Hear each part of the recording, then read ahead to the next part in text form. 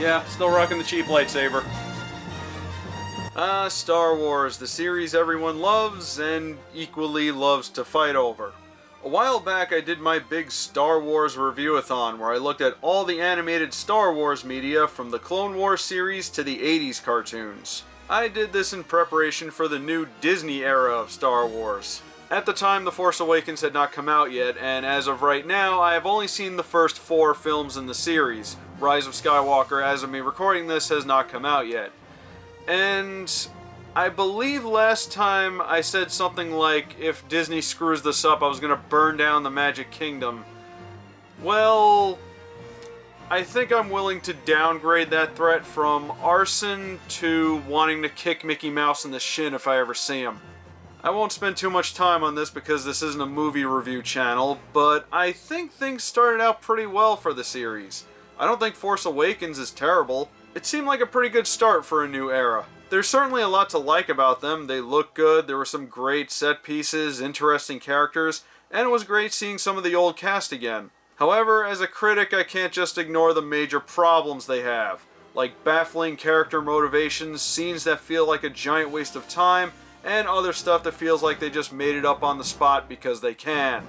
Overall, though, I think the Disney movies are better than the prequels.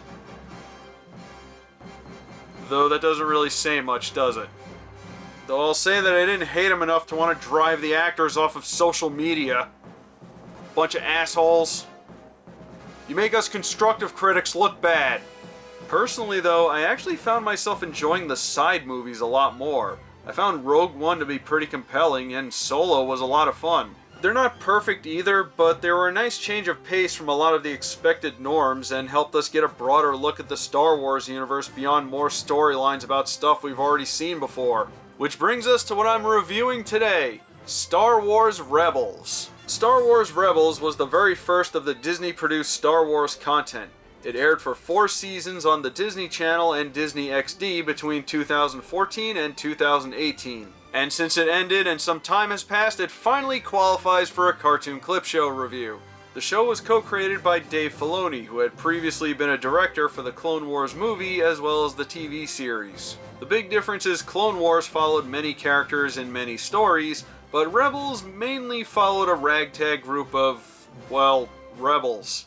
So, on the distant backwoods planet of Lothal, an orphan boy named Ezra tries to survive on his own while the Empire slowly takes hold of his home world. But fortunately, he's clever enough to outwit them. Because of this, many people have compared Ezra to Disney's Aladdin. They even kind of look the same as well. But apparently it's just a coincidence, and Ezra's character was actually based off of Daniel, Ralph Macchio's character from The Karate Kid. And you'll see why in a bit.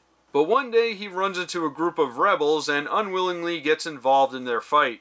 And I think any further explanation from that would just be me describing Star Wars. Does anybody need Star Wars explained to them? Anybody? No? Alright, well, I think it's safe to say that Rebels is more about the characters anyway, so I'll mostly be focusing on that. So our rebels operate out of a ship called the Ghost. The pilot is a Twi'lek named Hera Syndulla who grew up during the Clone Wars and became an ace pilot after being inspired by the ships that were flying over her home planet. So you left your family to fight? I left my family so I could fly. As a combat pilot? If we want freedom, we must make difficult choices. C-110P, better known as Chopper, who's the resident surly droid. Not funny! Chopper was rescued from a downed Y-Wing by Hera, and since then he's been loyal to her and the rest of the crew. There's Gara Zeb Aurelius, or Zeb for short, who's basically the team muscle. Behind the scenes, Lasats were designed based off the original concept art for Chewbacca, something they actually do joke about in the show. That thing's not a Wookiee. Haven't you ever seen a rare hairless Wookiee before? Oh, forget it. In-universe, Lasats are a rare species because they were mostly wiped out by the Empire. Zeb was a high-ranking officer, and since then he's blamed himself for not being able to protect his people, which is why he joined the rebellion, to prevent more tragedies from happening and evening the score with the Empire. Sabine Wren, who's a Mandalorian who fancies herself an artist. Sabine had joined the Imperial Academy, and once she found out what the Empire was really doing, she escaped and now she fights against them. Though because of this, she's often distrustful of secrecy, even from her fellow rebels. I need to know that I am not walking into another nightmare here. What you need is faith. Faith that there is a long-term plan that's bigger than you or me. Through her, we learn about what happened to Mandalore after the Clone Wars and the fate of its people once the Empire took over. Finally, there's Kanan Jarrus, a man with a powerful secret. All troopers, focus your fire on the Jedi. Kanan is one of the last remaining Jedi after the Clone Wars. His master was Depa Billaba, who was a background character in the prequels. And one thing I do love about Star Wars is how seemingly insignificant characters can have extensive backstory. And if you'd like to know more about Kanan, I recommend reading his comic, The Last Padawan. It tells of his younger days when he was training and fighting alongside his master, and how he survived the Jedi Purge. Tell me, Jedi, what was her last word to you? Run. As if things weren't tough enough, it turns out Ezra is Force sensitive. So Kanan decides to take him under his wing and teach him the way of the Jedi as best he can. Which is going to be pretty tough. Not just because Ezra is a difficult pupil, but because Kanan himself wasn't able to complete his training. The dynamic between the two is great because while Ezra is training in the Force, Kanan is also on his own journey to complete his own training and become a Jedi Master. But as I said, it won't be easy because Ezra is not the best student. He does get things eventually, but some stuff still needs some work. No, you don't have to check inside.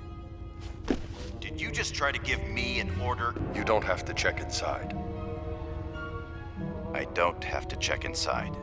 I wish that worked for me. I wish it worked on you. Eventually, he even gets his own lightsaber with a very useful feature. No lightsabers, not unless we're... You worry too much. It's part blaster! That's like the best lightsaber ever! I might not be able to sword fight yet, but I can shoot. Kid, you continue to impress. But what's most important about this show is that it's about family. No, I'm serious, that's how it is. The crew of the Ghost was written with the dynamic of a family, with Kanan and Hera as the parents, Ezra, Sabine, and Zeb as the kids, and I guess that'd make Chopper the dog or something. This makes them generally more relatable and gives them a strong, trusting bond that helps them get through tough times. And the Rebels are really going to need all the help they can get when they go up against the Imperial forces. They face many enemies throughout the series, but one of the recurring ones is Agent Callus, aka the man with the sweetest sideburns in the galaxy. They're so good that his helmet is clearly designed to protect them. Hey, when you got sweet looking chops like that, you gotta keep them safe. You don't want them getting singed by a blaster or something. As if deadly sideburns wasn't bad enough, they also have to deal with Inquisitors, warriors trained specifically to hunt down and kill Jedi. They're highly skilled, relentless, and carry lightsabers that spin like saw blades. Though they also use them as little helicopter propellers, and it kind of takes away from the intimidation factor. Now I'm getting some Inspector Gadget vibes from them. Though now that I think about it, the Empire kinda sucks in this show. They keep being fooled and the Rebels easily slip past them. I feel like it shouldn't be this easy to sneak onto a spaceship. Does the Empire not have, like, security cameras or something? You know, not that I'm taking their side or anything, but those could be pretty useful. The show also seems to go out of its way to humiliate stormtroopers. I know they're supposed to be bad shots, but come on, how do you miss that? Also, some of them seem just plain dumb.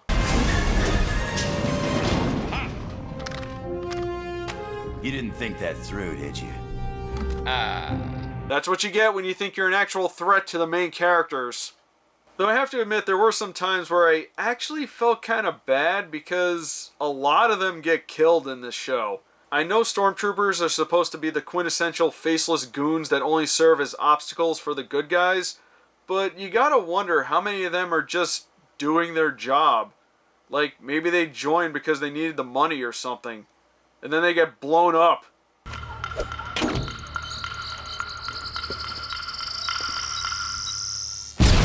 Ensign Ricky, no! Oh. We have to inform his wife and children.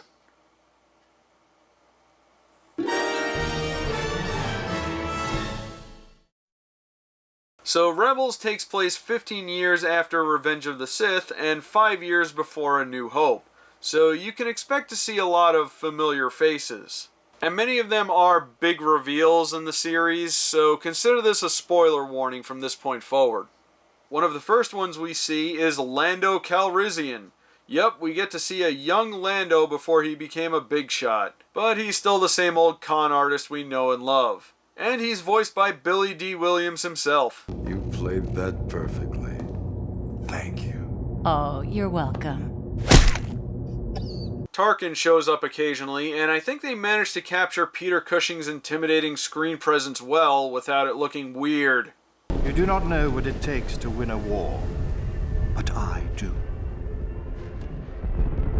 In Season 3, we see Wedge Antilles and Derek Kalivian, better known as Hobby, when they were young pilots and first joined the rebellion. We even see a young Princess Leia, who's every bit as brave and kind as we remember her. You're a princess. You don't have to risk your life doing this. I feel like because I can fight, I have to, for those who cannot. And I think you might be the same way. But by far the best one was Darth Vader. He's not there for long, but you really get a good look at his size and how intimidating he really is. I also like the idea that apparently not many people in the galaxy know who he is. It kind of adds to how terrifying he is, as if he slays everyone that lays eyes on him. What was that? Another Inquisitor? No. Something worse. A Sith Lord. The ancient enemy of the Jedi. How do we fight him? Fight him? Ezra, we were lucky to survive. We also get to see him in a TIE fighter, flying circles around the rebels. He is the best pilot in the galaxy, after all. In addition to the characters from the movies, we also see a lot of characters from Clone Wars as well. Including... My friends, haha! It is I, Hondo! Yes! They brought Hondo back! Oh, they knew people loved him. And this time around, he's older, more cunning, and twice as crooked. I don't deal with washed up old relics. Come now, let's leave your wife out of this. You lied to me? I knew I liked you. That is a fair deal. And it disgusts me. Can we get like a Hondo spin-off comic or something? I know he's been in other stuff, but he really needs his own series. I would read the hell out of that. I can't tell you how much your welcome warms this old pirate's heart. You are too gracious. In Season 1, the Rebels receive assistance from a mysterious figure named Fulcrum. In the season finale, their true identity is revealed. Fulcrum. Ahsoka. My name is Ahsoka Tano. Yep, Ahsoka returns to help out the rebellion, as well as Ezra and Kanan in their training and fighting off the Inquisitors. I gotta admit, after Ahsoka's rough introduction into the series, it's great to see how far this character really has come. And because we've established Vader, you know they're gonna have a showdown. Anakin Skywalker was weak. I destroyed him. Then I will avenge his death. Revenge is not the Jedi way. I am no Jedi.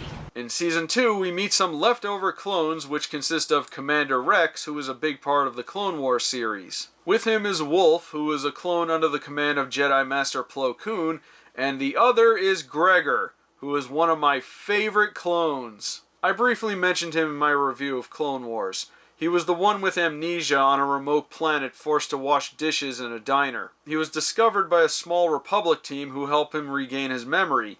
And the reason why I like him so much is because this badass right here helped him escape by taking on an entire droid army by himself in a sequence right out of a shooter game.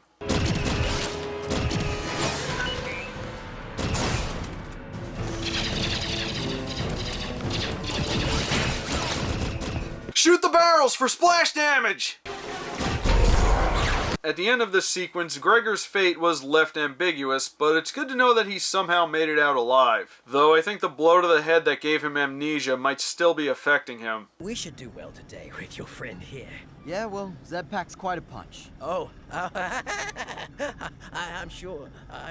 Though Kanan is not very trusting of them since he's a survivor of Order 66, but Rex tells him that they had their control chips removed, and over time he learns to accept them. I didn't betray my Jedi. Wolf, Gregor, and I all removed our control chips. We all have a choice. I like how Rex hangs out with the crew of the Ghost for most of the series.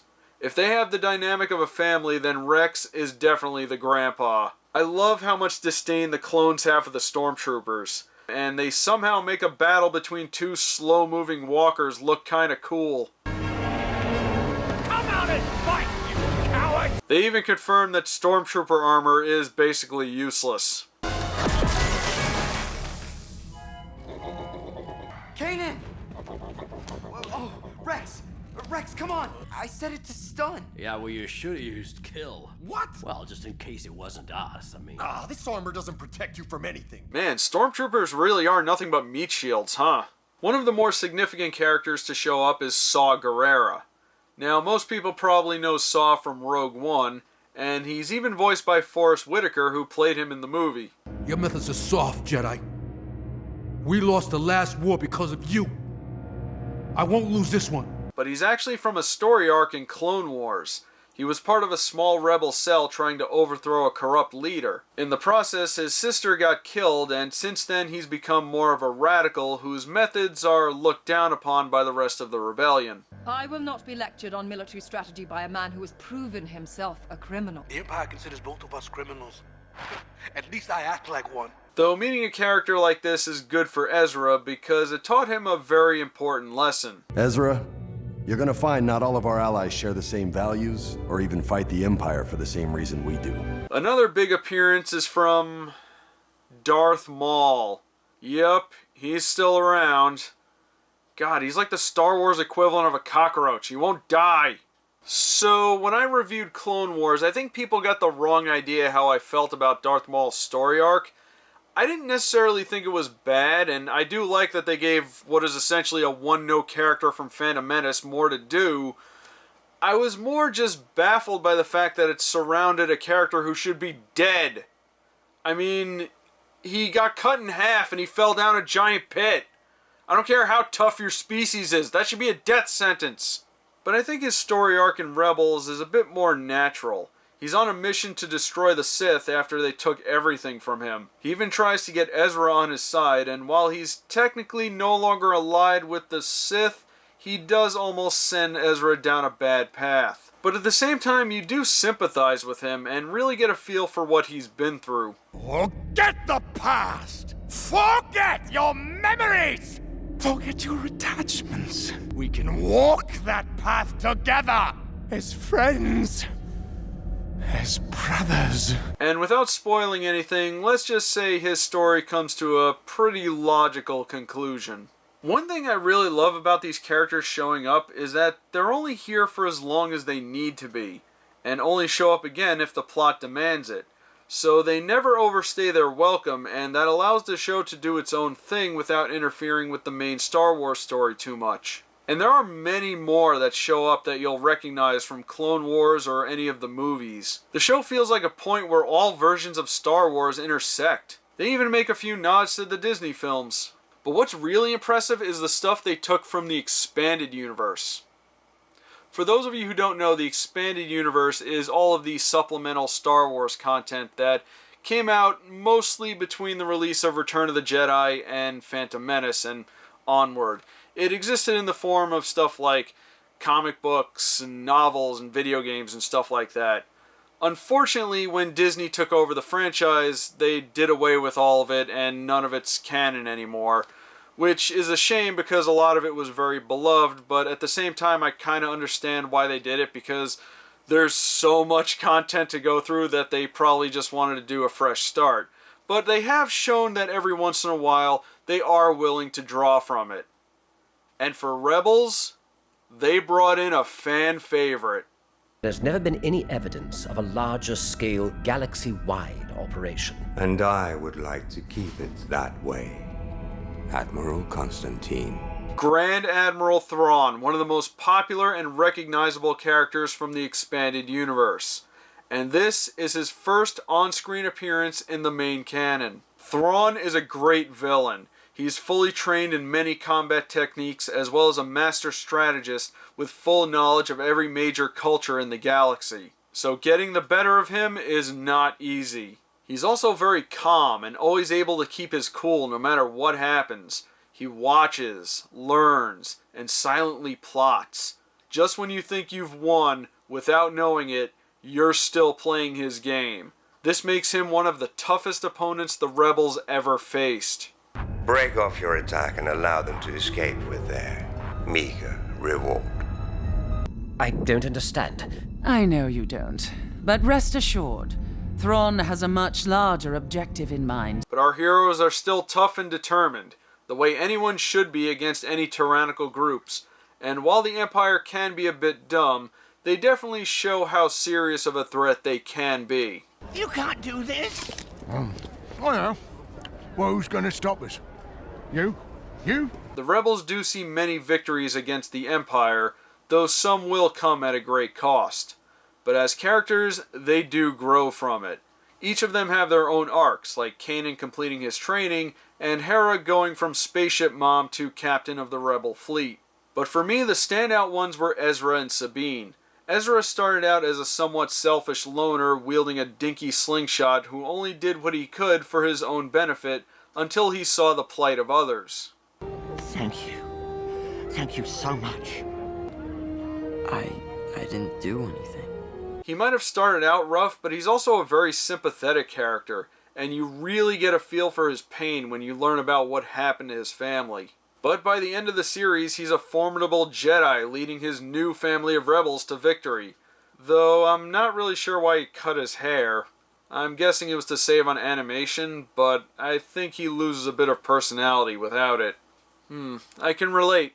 And Sabine starts out as an anarchistic graffiti-tagging teenager with trust issues to a full-on Mandalorian warrior who's willing to make tough decisions. And she eventually even gets herself a jetpack. And overall, it was great seeing the rebellion grow from a few small groups to the formidable fleet that can take on the Empire. And along the way, we meet many great side characters that also get development. I was also really surprised to see how funny this show can be. Such a handsome face.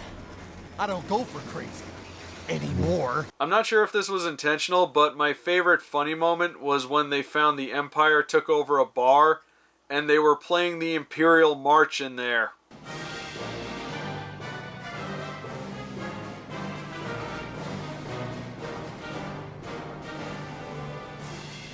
So it exists in universe? Okay, now I'm wondering if every time we hear it played in the movies, that it's not actually part of the soundtrack, and the Empire just plays it everywhere they go. And now I gotta wonder if this also happened to B. Arthur's place. I do have a few problems, though. Like, for all the characters that got development, the one that got the least was probably Zeb. He did get a bit, but it feels like as the series went on, they ran out of stuff for him to do. And after a while, he wasn't even seen that much. The Inquisitors didn't get much development either, and one didn't even show his face. The first one was just known as the Grand Inquisitor, and that's it. We never learn his real name. And we also find out that he used to be a Jedi Temple Guard, but what does that really mean? They never expound on any of this. One thing that I felt was kind of disappointing was that we never get to see Darth Maul fight Darth Vader. At one point they were both in the same place, but they never crossed paths. What a wasted opportunity. Speaking of which, there seem to be a few plot points that didn't go anywhere. At one point, Ezra goes undercover at an Imperial Academy, and a few of the cadets want to escape, but one stays behind to cover for them, and I think they implied he was going to betray them at some point, but we never see him after Season 1, so I don't know what the point of that was. Apparently, though, this character had quite a bit of backstory, and it would have been nice if they actually did something with him.